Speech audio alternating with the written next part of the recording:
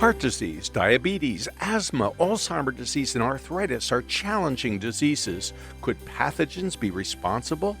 This is the People's Pharmacy with Terry and Joe Graydon.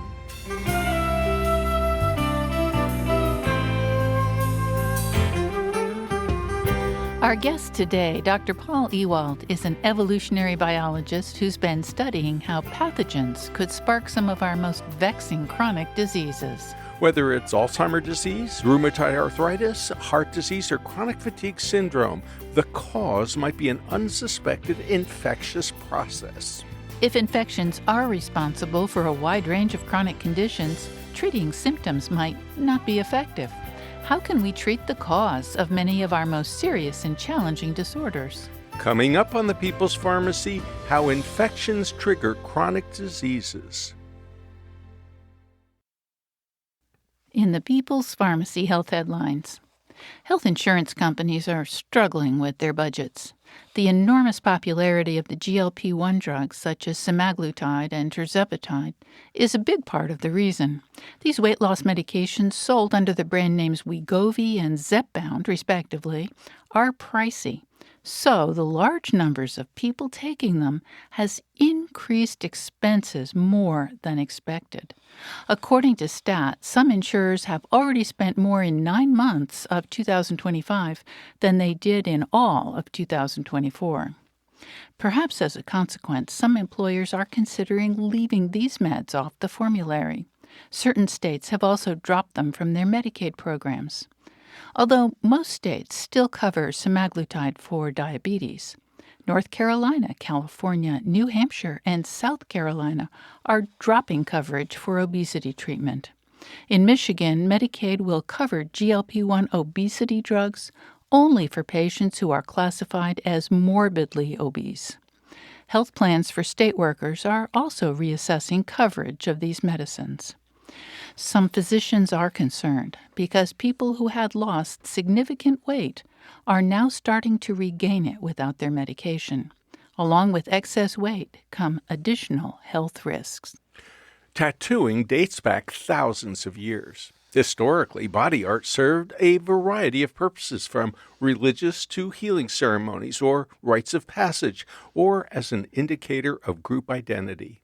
In recent years, social media and celebrity influencers have popularized tattoos for millions. But are they safe? A new study in the Proceedings of the National Academy of Sciences links tattoo ink to inflammation in lymph nodes. The investigators studied the biological reaction to tattoo ink in humans and mice. The dyes that are used accumulate in the lymph nodes and appear to trigger long-term inflammation. The pigments can also be found in the spleen, liver, and kidneys. This study looked at the impact of tattoo dyes on the immune system. The researchers found that following tattooing, the macrophages were less capable of responding to a number of viruses. The COVID-19 vaccine appears to be less effective for tattooed individuals. The authors call for long-term research into the health effects of tattoos, including the risk of cancer. There are new data on the benefits of a shingles vaccination against dementia. Shingles is a painful outbreak on the skin of people who had chickenpox earlier in life, often many decades before. The shingles vaccine reduces the likelihood that older people will experience such an outbreak. Previous studies took advantage of natural experiments in Wales and Australia to determine that the original shingles vaccine, Zostavax, could lower a person's chance of a dementia diagnosis. Further analysis of these data showed that this vaccination also slows the progression of cognitive impairment in people already living with dementia. People with dementia who received the shingles vaccine were almost 30% less likely to die from their disease over a 9-year period. People with more advanced dementia appeared to benefit the most. The flu is back, and it could be an especially challenging season. That's because the flu virus mutated this year after manufacturers locked in the formula for the vaccine. Canada has seen a dramatic 61% increase in flu cases in November. Now, states such as Colorado, Michigan, and Massachusetts are reporting increased cases and hospitalizations for influenza-like illnesses. If the U.S. follows in the footsteps of countries in the southern hemisphere, such as Australia, New Zealand, and South Africa, we're likely to see an early and severe flu season. Intermittent fasting has long been a popular weight loss strategy. Chinese researchers report it also shifts connections between the gut and the brain. They recruited 25 obese individuals for a 2-month study with every other day fasting.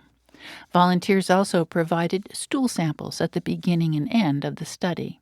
This regimen resulted in weight loss and also changes in brain activity seen on fMRI. This was correlated to alterations in the gut microbes. The researchers conclude that intermittent fasting altered the gut microbiome, and that in turn provoked changes in brain regions associated with appetite and addiction. And that's the health news from the People's Pharmacy this week.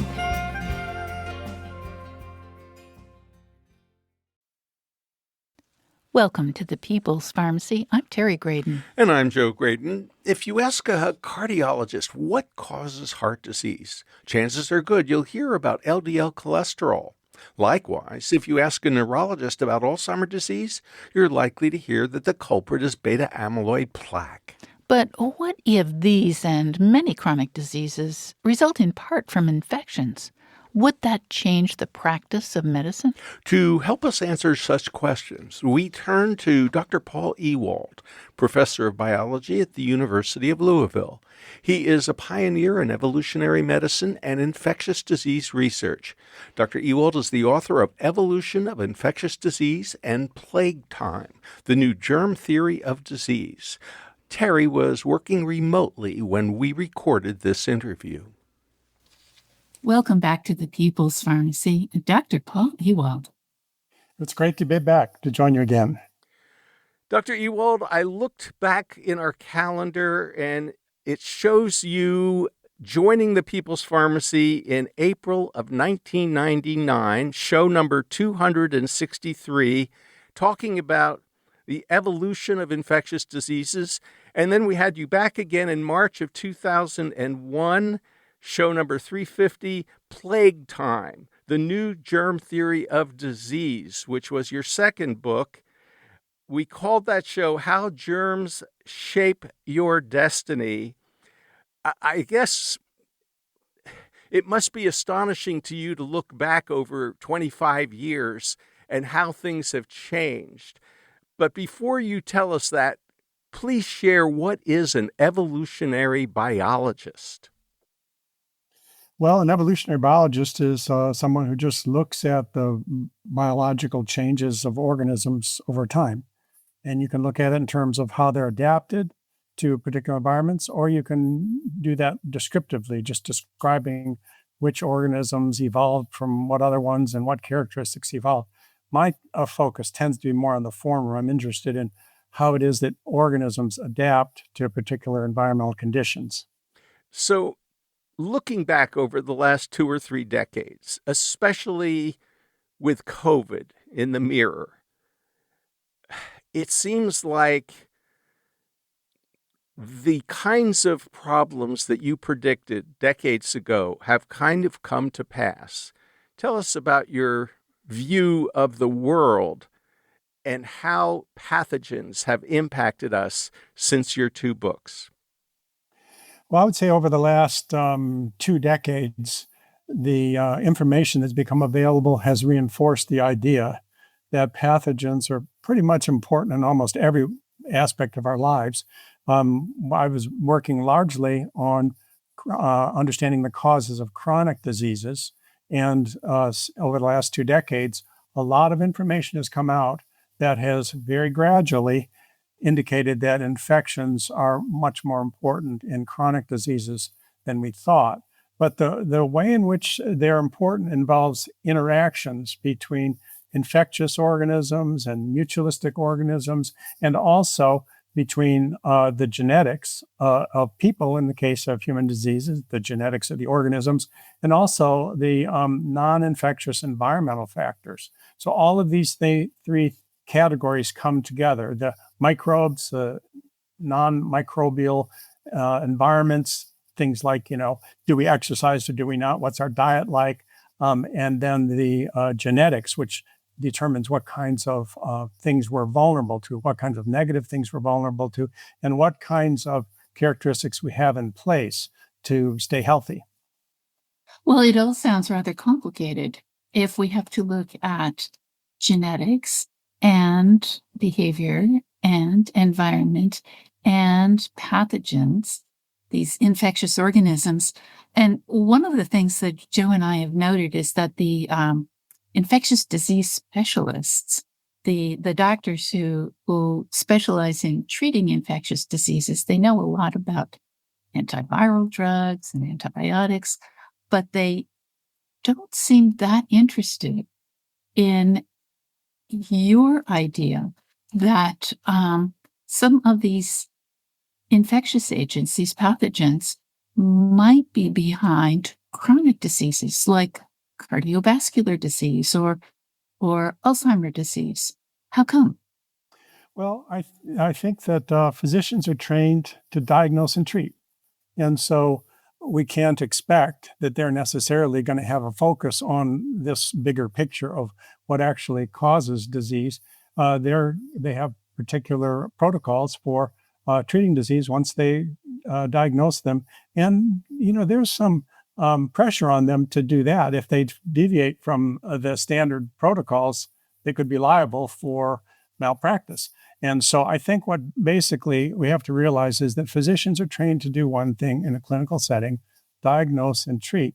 And what an evolutionary biologist is interested in doing is trying to understand how all of this fits together. In other words, trying to understand how evolutionary forces shaping humans influence disease, how evolutionary forces shaping microbes influence disease, and how all of that depends on the environments we're in.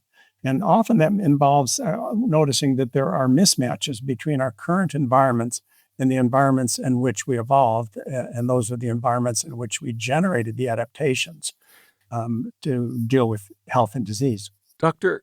Ewald, when we spoke to you 2 decades ago, I don't think we had heard of the term microbiome. I mean, everybody knew that there are bacteria and fungi and such organisms in our digestive tract, but microbiome was not a term that was used very much. Now it seems like everybody's talking about the microbiome, and it's not just of the digestive tract. There's a microbiome of the lungs. There's a microbiome of the skin. There's a microbiome of the brain. And the idea that there are pathogens that are living in our bodies, it seems alien to most people, but we're beginning to gradually recognize, yes, we're living in quote unquote harmony or disharmony with a lot of different bugs. So I'm curious as to how this concept of the microbiome throughout our body is affecting your work in evolutionary biology, and the idea that there are a lot of germs, viruses, and bacteria that have set up housekeeping in us and may sometimes cause problems. Well, I think we overlook the microbiome because the members of the microbiome are very small. We don't see them. Okay. So once we recognize that they're there, then our task is to figure out which of these microorganisms are beneficial to us, actually helping us, and which ones are harmful. And this problem has been a little bit clouded by some of the terminology. So once the microbiome was recognized as being important potentially for our health, then people who were studying this tended to use this term commensal for any organism that wasn't overtly negative or positive. But in an evolutionary context and in biological context, a commensal is something that neither harms nor helps the host. And so basically, if we really could measure the net effect of all these different organisms, we would classify them all as either parasitic or mutualistic, neither unbalanced their net harming us or unbalanced their net helping us. And that seems like sort of an academic distinction, but it's a really important one, because if we're thinking about supplementing our microbiome then we want to be supplementing it with mutualists. We don't want to supplement it with an organism that is slightly pathogenic, especially because sometimes we supplement the microbiome for people who are in particularly vulnerable situations. And so we've learned sort of the hard way that some of the things that look like they'd be good to supplement our microbiome with ended up not being so great, but others ended up being fantastic. And so I think that there's a bit of a problem in the way in which this has been addressed. But the basic idea is really good, that we're recognizing that we are not just individuals walking around an environment. We have our own ecology of organisms in and on us. And we need to understand that if we want to be able to improve health and avoid disease. Dr. Ewald, I wonder if you could give us an example of one of those microorganisms that we've discovered is actually unexpectedly helpful. Sometimes a microorganism that we think is just kind of neutral turns out to be maybe just fine as long as the rest of the microbiome is in balance. But if the microbiome gets out of balance, that neutral guy sitting in there can get out of control. And I'm thinking of Clostridioides difficile, I think. Yes. Mm-hmm. Well, that is a really great point, that we need to be thinking about the effects of the organisms in the context of all the other organisms that are there. And sometimes an organism that is going to be helpful in one context will actually be harmful if the microbiota has changed. Clostridium difficile is a very interesting example because interest started in on this organism about 30 years ago when it was recognized that it was causing some problems in hospital settings. And so people found that a lot of individuals are carrying Clostridium difficile without any problem, but they were causing problems in hospital settings. And so they jumped to the conclusion this organism was a commensal or a very mild pathogen, maybe even a mutualist, without enough data.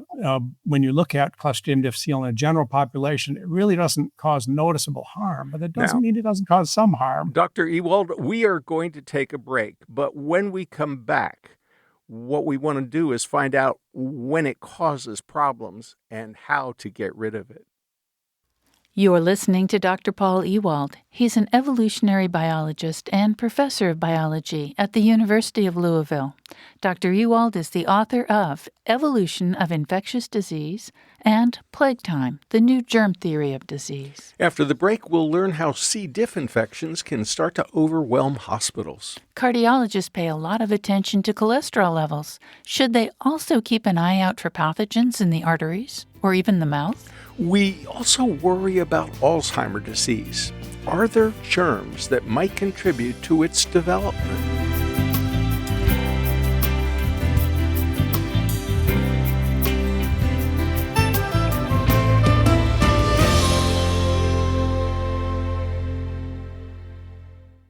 You're listening to The People's Pharmacy with Joe and Terry Graydon.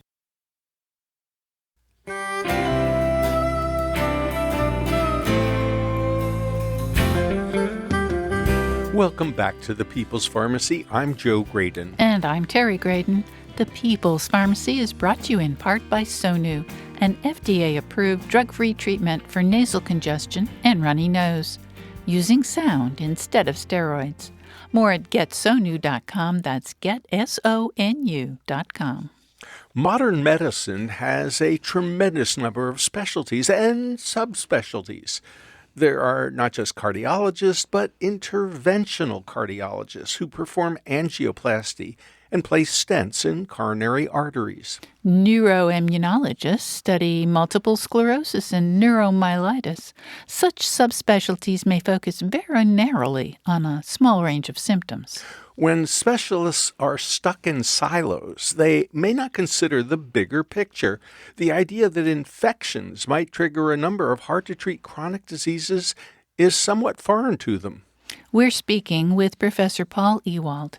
He is an evolutionary biologist specializing in evolutionary medicine and pollination biology. He is professor of biology at the University of Louisville. Professor Ewald is a pioneer in evolutionary medicine and infectious disease research. His books include Evolution of Infectious Disease and Plague Time, the New Germ Theory of Disease.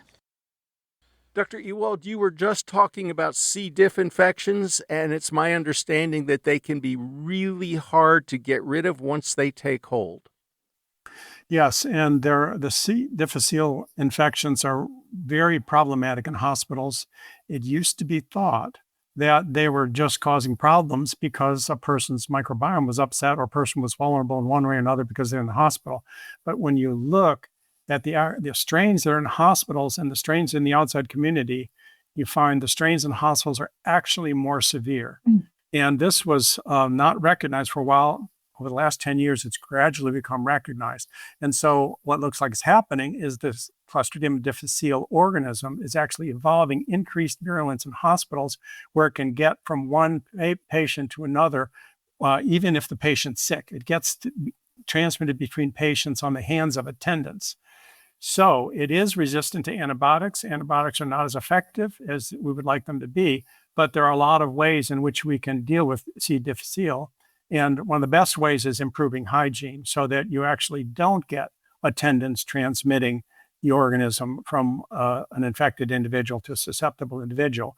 And if you do prevent that kind of transmission, you'll do two things. One, you'll actually protect individuals who become infected, but also you should actually turn down that evolutionary pressure in the hospital environment favoring the harmful strains. And so you'll get a gradual leakage of the milder strains into these hospital environments, and they can protect against the harmful strains through cross protection immunologically.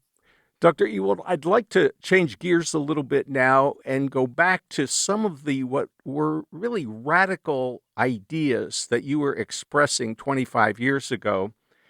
And let's just start with heart disease, because it is the number one killer in America, if not in the world.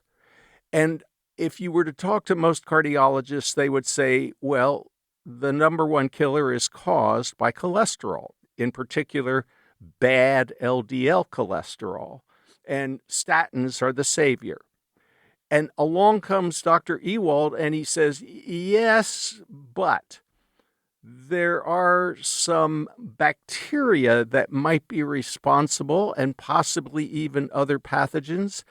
And I think that's a hard sell for most specialists in the field of cardiology. So how is it possible that pathogens could be causing heart disease? Well, pathogens invade our blood system and they can be transported in cells, macrophages, and they can get into the insides of these blood vessels. And when I talked last time, or not last time, but 20 years ago, when I was talking with you, I was mentioning some pathogens that had been identified in these lesions, these cardiovascular lesions. One of them is chlamydia pneumoniae, and there are pathogens from the oral cavity that cause gingivitis and periodontitis that are found there. And at that point, there were a few studies indicating that there were these associations. People did more studies, and some of the studies didn't agree, and so people sort of lost interest. People tried to treat with antibiotics, and the antibiotics weren't effective in remedying cardiovascular disease, but the microbiologists say, of course they weren't. These microorganisms by that time are living sort of encrusted in all of this decayed tissue, and so the antibiotics aren't going to get to them. So the flash forward 20 years, what is now been recognized is that with many different studies that are done, mostly outside the United States, because the United States sort of stopped funding this work about 20 years ago.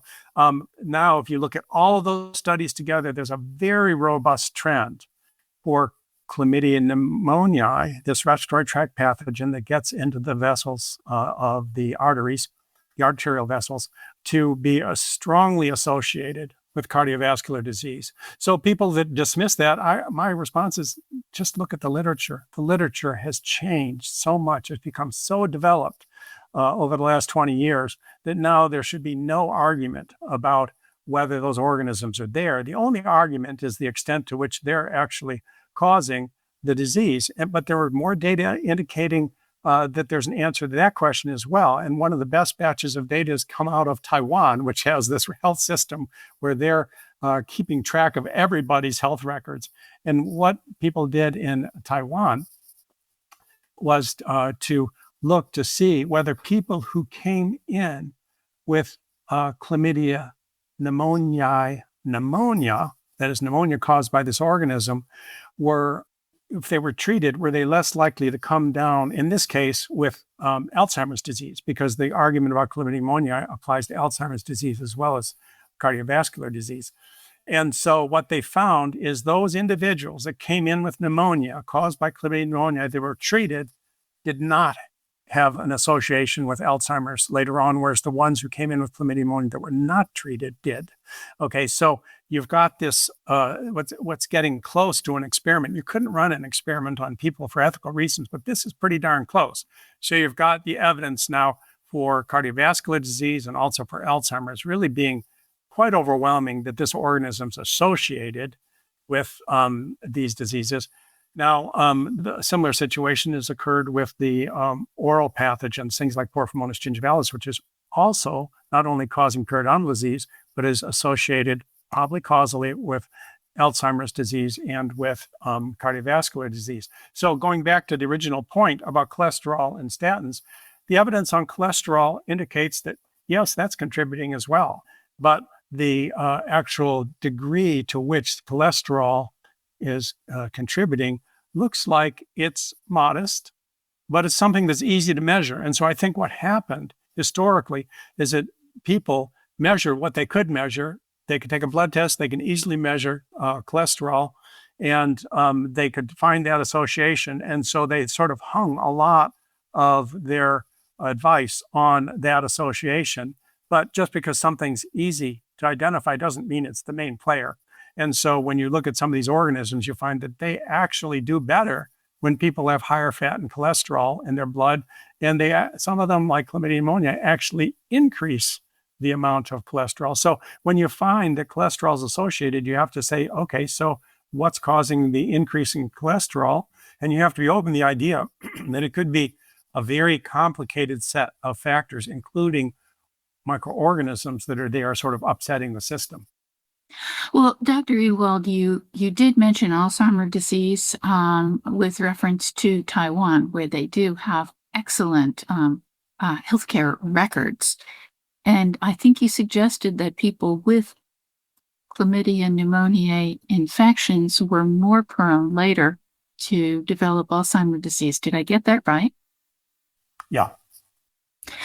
So what I want to ask you about is what we've been hearing from the Alzheimer's disease researchers, not necessarily the ones we've been talking to most, but the most prevalent ones, the most prominent ones, is Alzheimer's disease is caused by buildup of amyloid plaque in the brain. Some of the researchers we've been talking to say, yes, but amyloid plaque is actually a response to infection.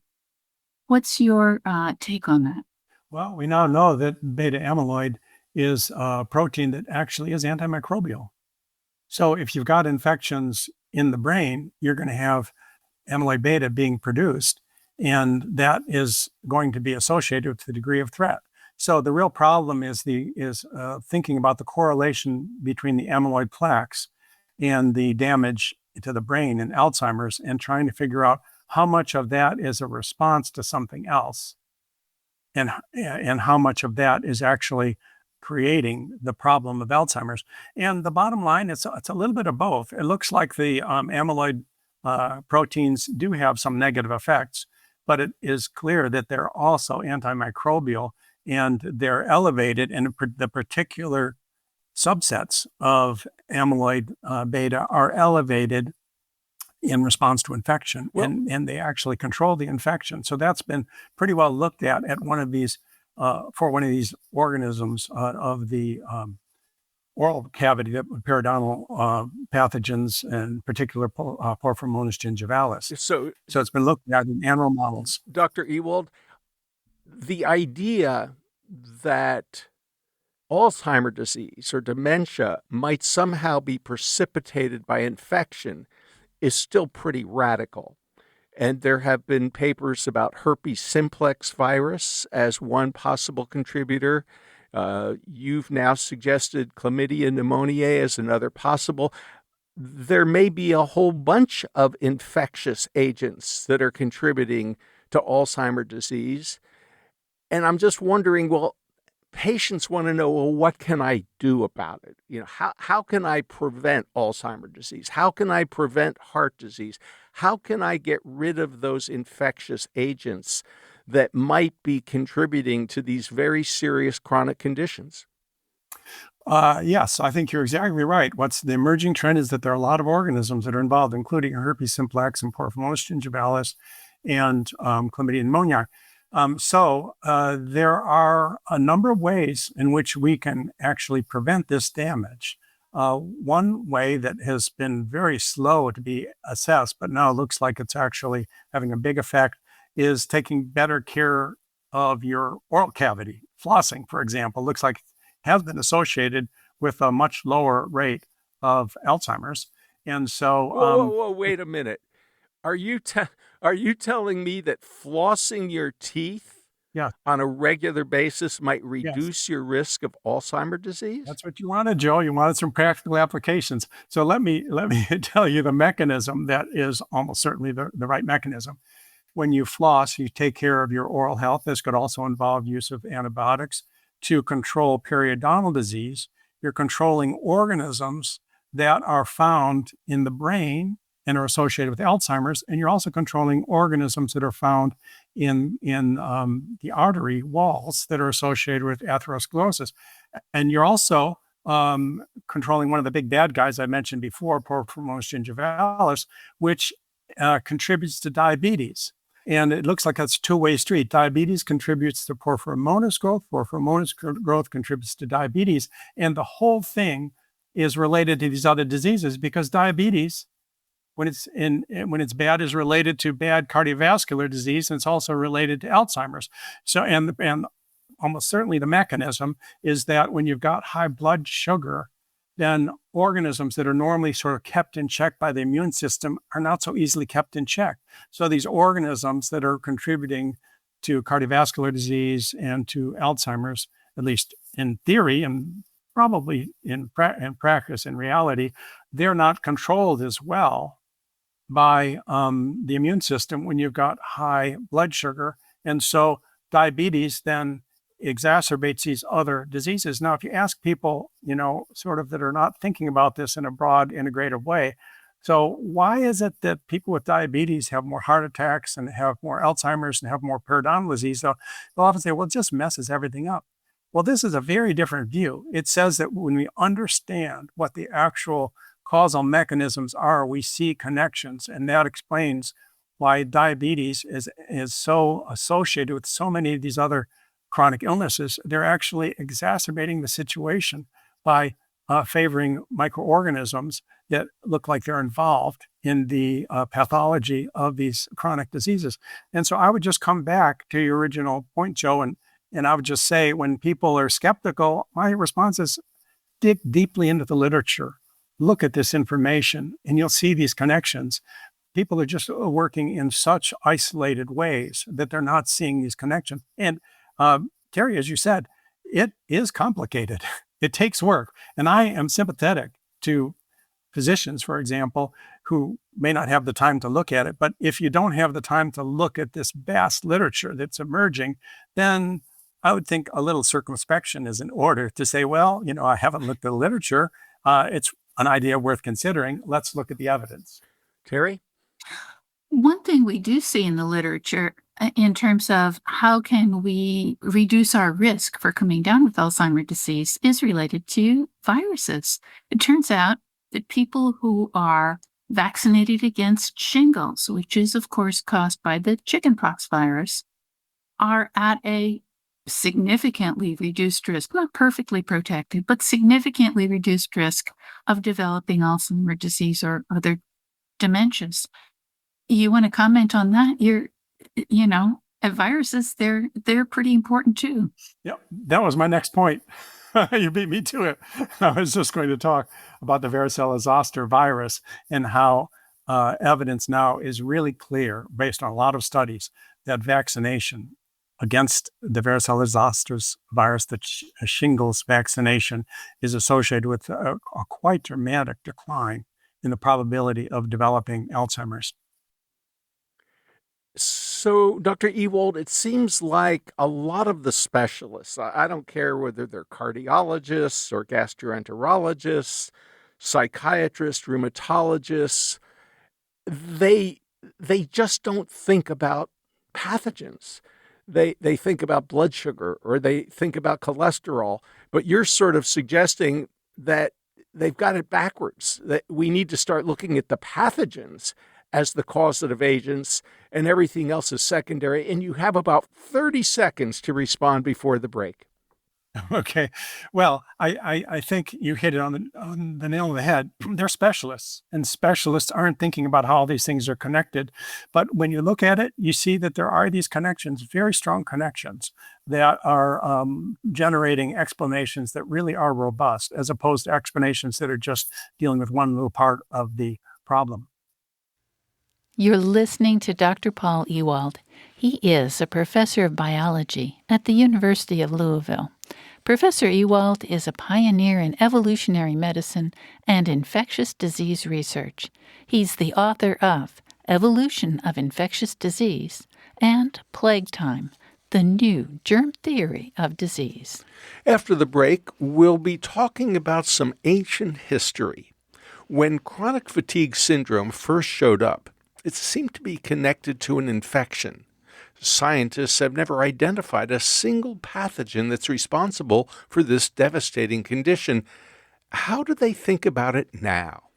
Long COVID has some similarities to chronic fatigue. Is that changing how we understand these problems? Lyme disease can also cause trouble for a long time, even though tests don't always show pathogens. Could they be in hiding? One surprising link is between infection and schizophrenia. What should you know? Another potential connection is between arthritis and infection. Might it change how we treat joint pain?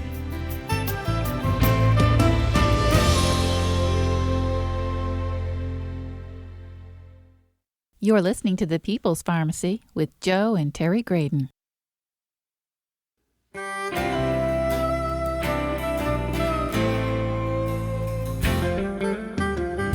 Welcome back to the People's Pharmacy. I'm Joe Graydon. And I'm Terry Graydon.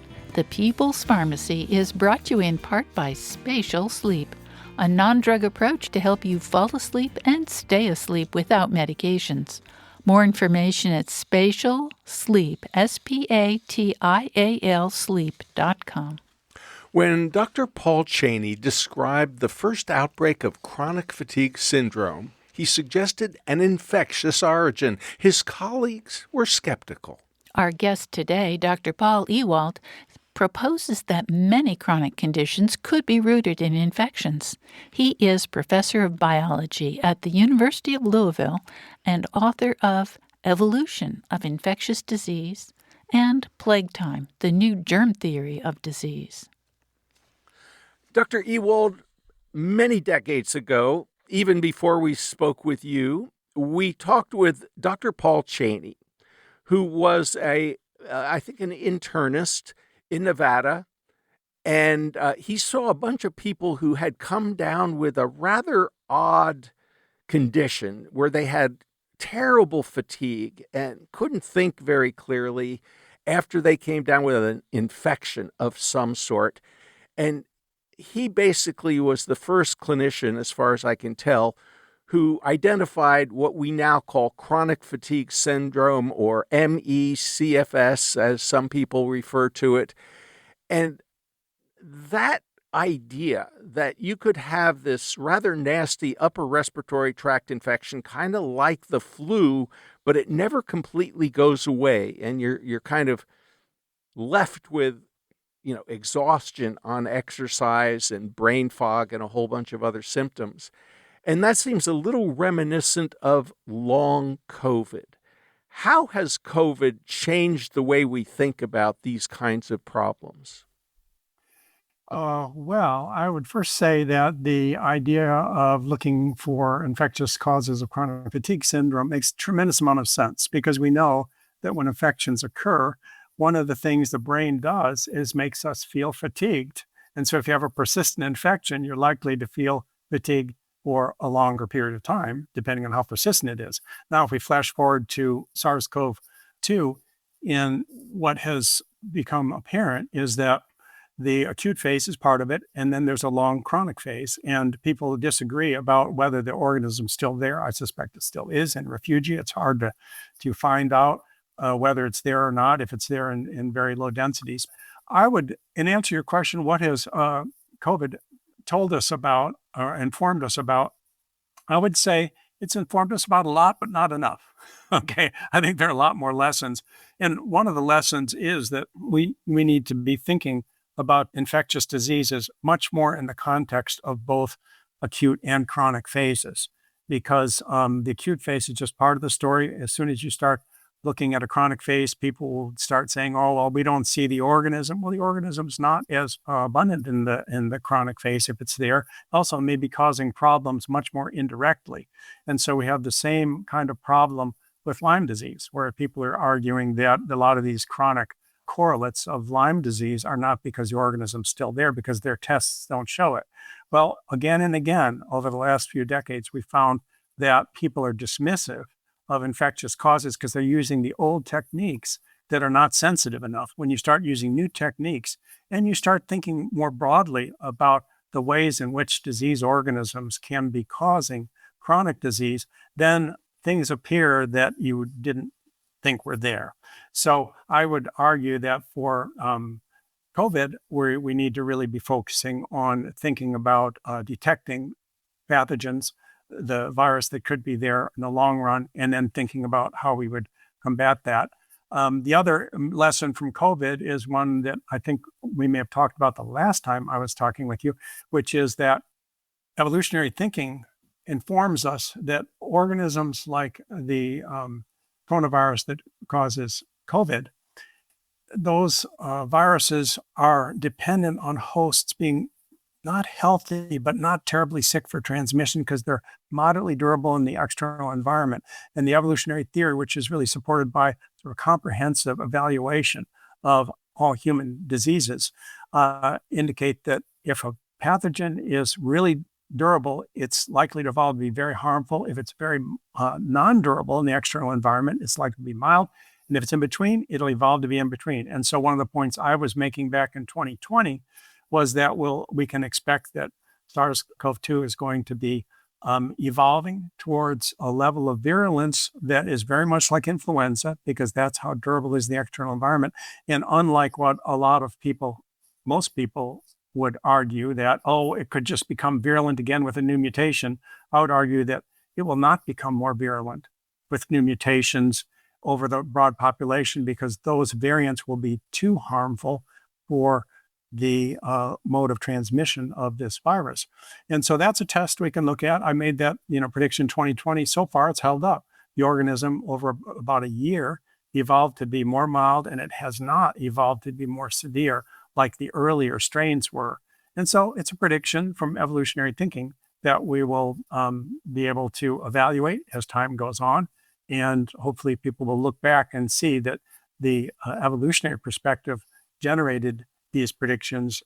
And if the predictions don't hold up, then we can say the evolutionary perspective is not great. But if they do hold up, then it lends credibility to this evolutionary perspective. Well, we certainly hope you're right. Terry, you have another question? I do. I'm wondering, Dr. Ewald, you say that we're using old techniques, old technology, presumably, to look for these pathogens that have caused an infection, and we assume the person is now recovered, and yet they still are feeling bad.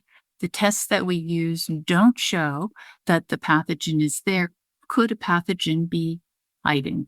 Yes, well, I think that's exactly why they're hard to detect. They're essentially hiding. They're in places where the immune system can't get to them. And so it's harder for us to identify them because it's harder for us to get to those places. There may not be as abundant in the body, and they also might be much more hidden. So if the immune system can't get to them, that's why they're persisting. We may not have an antibody response that's very high. And so people say, well, there's a slight antibody response, but it doesn't really look like an active infection. But it's very well likely to be a moderate antibody response. This is associated with, like you say, a hiding infection. And this is really quite important because what it means is we have to be able to generate tools that will identify pathogens that are there in much lower density and in tissues where they're not so obvious. And this is very apparent in cancer, for example, because it used to be thought that if a pathogen was causing a cancer, you'd see it in essentially all cells in the tumor. Right? And it makes sense. And the first cancers that were accepted as caused by infection did have pathogens that were present in virtually all cells. And so people then presumed that that would be the model for all viral-induced cancers. But now we know that some cancers are caused by viruses that are only present with about 1% of the cells in the tumor. So Hodgkin's lymphoma is an example of that. And so what that means is we have to be looking much more carefully at all of those cells. And there are techniques now. You can do techniques that involve looking at single cells and then putting all of those cells together, let's say in a tumor, to see what the overall structure is. And then you can assess whether just a few of those cells are actually cancer cells and other cells might be infiltrating cells. There might be cells that have lost a virus and therefore are not infected anymore. So I think that this is a really important issue. People have rejected the idea that infections are causing cancers because they're found in, let's say, only 1% of the cells. But now we know that cancers can be caused by viruses that are only affecting 1% of the cells. In the case of Hodgkin's lymphoma, where this has been accepted, it was a little more obvious because those cancer cells look different. Okay, and so people says, what are those cells doing? They found out that those cells were the ones who were infected with the Epstein-Barr virus.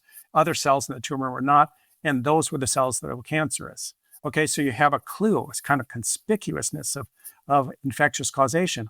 And what we have to remember is we'll identify and accept infectious causation for diseases in which the infectious causation is more conspicuous than it is in other diseases that are caused by infection, right? Because we will, if it's conspicuously caused by infection, then everybody can agree on it faster. If it's inconspicuously caused by infection, then people are going to argue about it. And so that actually has been the history of the germ theory for the last 130 years, is that we've identified the infectious agents that are conspicuously causing infection, and then we've argued about the ones that are less conspicuously caused, and then we solve those, and then we argue about the other ones because they're even less conspicuously caused. And so now we're arguing about things like cancer, in which you have only a few cells that may be infected in a tumor, a few cancerous cells in the tumor.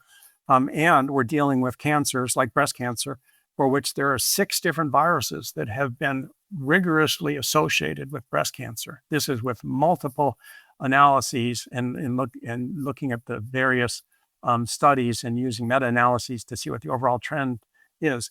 And so if you're looking to see whether one virus is associated with breast cancer, it might not be in that population, but another virus might. You have to be thinking about all 6 viruses that have been significantly associated with breast cancer, and probably more that haven't yet been associated. Yeah. Dr. Ewald, we are running out of time. Okay. And I'd like to ask you about schizophrenia.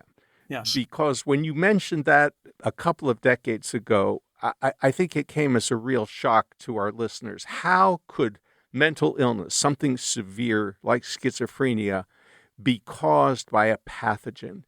And just in the last several months, there's a story in the popular media of a woman who was diagnosed with schizophrenia for many, many years, and then she came down with something that required an antibiotic.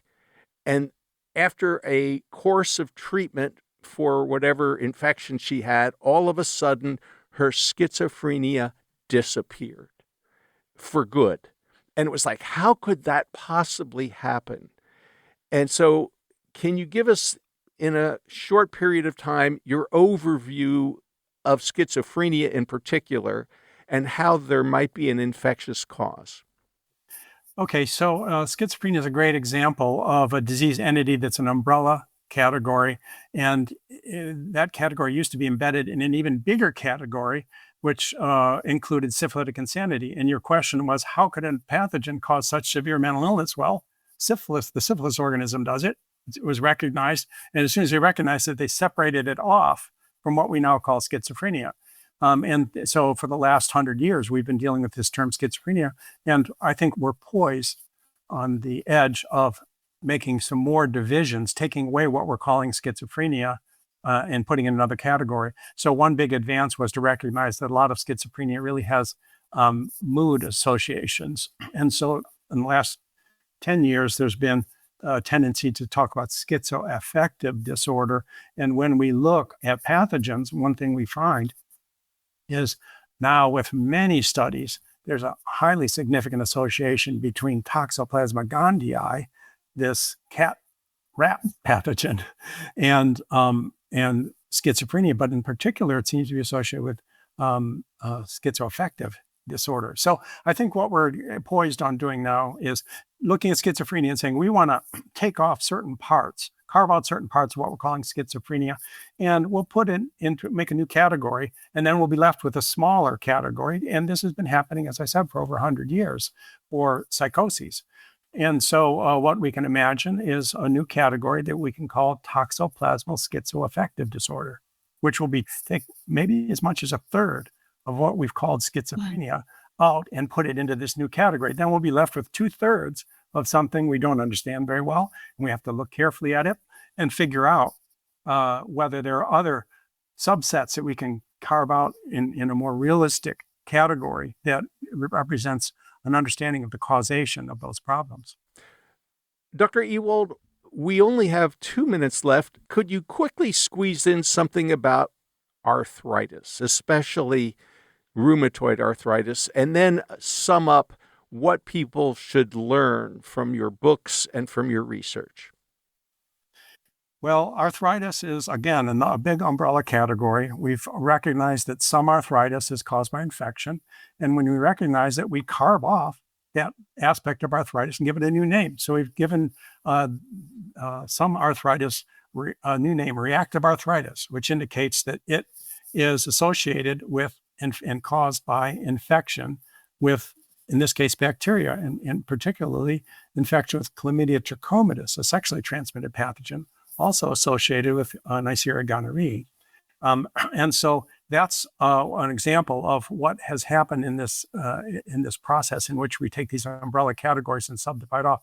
I think we'll see more of that kind of subdivision. In the case of rheumatoid arthritis, we know that this is an antibody-mediated disease. The antibodies causing a lot of problems. So what is causing the antibodies to misbehave? Okay, we don't expect the immune system just misbehave on its own. Something's got to be pushing it. And so there are pathogens that look like they're associated with rheumatoid arthritis, and we need to really look at them. So Epstein-Barr virus, one that is associated with Hodgkin's lymphoma, looks like it's associated with rheumatoid arthritis. Also, the one I mentioned before, the periodontal pathogen, Porphyromonas gingivalis, looks like it's associated, and the details really look like those associations are causal. So I think it comes back to what can you do to reduce the chance of having these infections? And the Porphyromonas comes back to flossing. Weirdly, how would you ever expect that flossing would be related to protecting yourself against rheumatoid arthritis? But it also raises a general question, which is really important now in this atmosphere of our politics, our governments, and our social setting. And that is that there's this tendency among some people to think that vaccines aren't extraordinary tools that have helped the medical sciences to combat diseases. And I think, again, looking at the evidence, you have to realize it's one of the great categories of advancement. And it's likely to be even greater in the future as we recognize a lot of these pathogens we don't have vaccines for are causing chronic diseases. And some of the pathogens that we have vaccines for are causing more problems than we thought they were causing.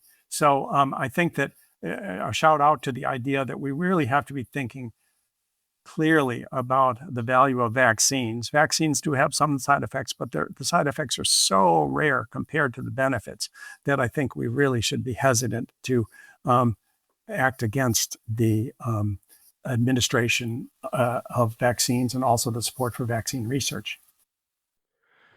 Dr. Ewald, you have described a whole bunch of chronic conditions that could be triggered by pathogens, by bacteria, viruses, perhaps some other organisms, whether it's cancer or whether it's schizophrenia or whether it's heart disease.